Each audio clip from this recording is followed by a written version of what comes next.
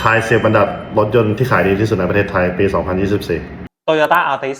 ไม่ใช่ รถเก่งวะ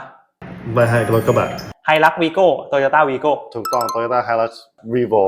เก่ามาก Vigo จริงๆมันเปลี่ยนชื่อจาก Vigo เป็น Revo Revo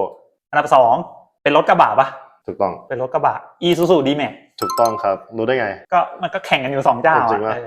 อันดับ3 Honda City Honda City Hatchback อันดับ6อันดับ3นี่ Toyota Camry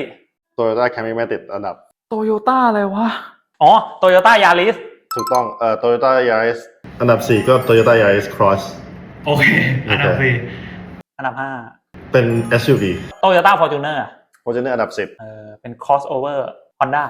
10 Honda HR-V ถูกต้อง Honda HR-V อันดับ789ใบหน่อยเป็นรถเก่งปะ รถเก่งหมดเลย 5รถกันหมดเลย Honda City Cross อ๋อ โอเค อันดับ8 Toyota Toyota Corolla Cross อ๋อใช่ลืมจริงๆ อันดับ9 Honda รถจีนไม่ให้ BYD BYD จีนคันเล็กๆ ยอม BYD Dolphin BYD Dolphin